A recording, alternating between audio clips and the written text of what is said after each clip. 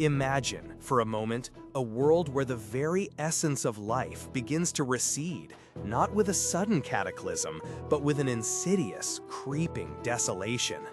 Picture a vibrant forest, one moment teeming with verdant growth, the next, its trees crumbling into dust, their leaves dissolving into a fine gray powder. Birds fall silent, their forms shriveling to husks before they even hit the ground. It's a scene of unnatural stillness, a silence that screams of profound absence.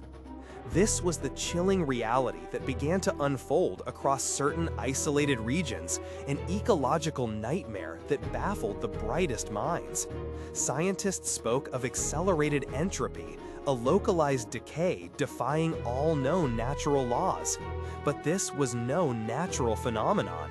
It was the terrifying manifestation of a being born from the scars of humanity's past, the radioactive fallout of a nuclear disaster, twisted into a monstrous, sentient entity known only as decay. Decay was not merely a creature, she was the embodiment of decomposition, a living void that consumed organic matter with a single, horrifying touch. Plants, animals, even the ground beneath one's feet, if it bore life, would instantly wither, rot, and dissolve into nothingness. And as the reports grew more desperate, detailing the spread of this blight, the world turned to its mightiest champion, Wonder Woman. Diana arrived in what was once a thriving agricultural valley, now a vast, barren wasteland. The air itself felt thin, devoid of the vibrant hum of life. Her keen Amazonian senses, usually attuned to the pulse of the living world, encountered only a profound emptiness. Then she saw her, a figure shrouded in what looked like perpetually swirling dust and decaying tendrils, moving with an unnatural slowness that belied her devastating power. This was not a foe Diana could simply confront head-on. Her fists, renowned for their power, were useless here. A direct punch would not only fail to harm Decay, but would likely result in Diana's own flesh withering away. It was a terrifying realization for a warrior whose strength was often her greatest asset. This battle would demand something far more profound than brute force. It demanded ingenuity, understanding, and an unwavering spirit in the face of absolute negation. The challenge was immediate and existential. Decay reached out, her mere presence causing the very air around Diana to feel heavy, suffocating, as if attempting to drain the vitality from her lungs. Diana moved with the speed of thought, her Amazonian agility her first line of defense. She dodged, weaved, and spun, a blur of motion against the slow, deliberate advance of oblivion. She used her bracelets, not for striking, but for deflection, a shield of pure Amazonian energy against the insidious tendrils of decay that sought to touch her, to dissolve her very being. It was a dance of life against entropy, a desperate ballet where one misstep could mean annihilation. Diana understood that this entity wasn't just physical, it was a fundamental concept given form. How do you fight the concept of death itself, the inevitable winding down of all things? This wasn't about defeating an enemy in a traditional sense, but about protecting life from its ultimate, unyielding opposite. She tried her lasso of truth, not to compel information, but to see if it could contain the creature, to bind a force that seemed unbound by physical law. The lasso's golden light flared, momentarily pushing back the encroaching decay, but it could not hold the unmaking. Decay was not just destroying matter, she was accelerating its return to nothingness, a process that could not be simply contained by a rope, however magical. Diana realized that her traditional arsenal, while powerful, was not suited for this specific threat. Her strength was a blunt instrument, decay was a scalpel that carved away existence. Her resilience, immense as it was, could not withstand the complete dissolution of her molecular structure. The answer lay not in confrontation, but in understanding. What does decay need? What does she feed upon?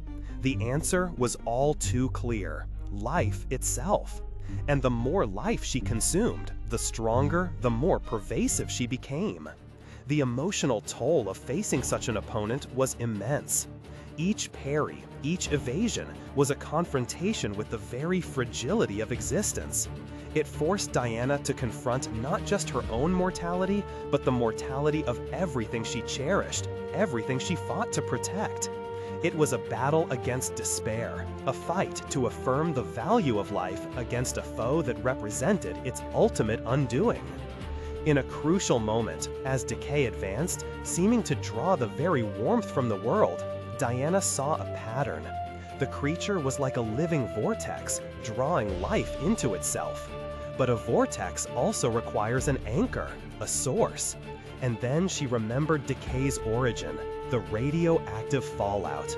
The true source wasn't just life to consume, but the very unstable energy that birthed her.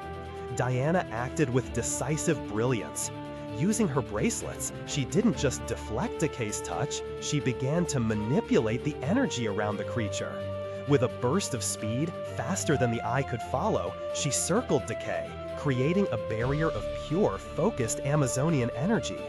This was not a wall to contain, it was a vortex of redirection. Instead of pulling organic matter in, it began to channel decay's own entropic energy inward, forcing the creature to consume herself, to metabolize her own destructive nature.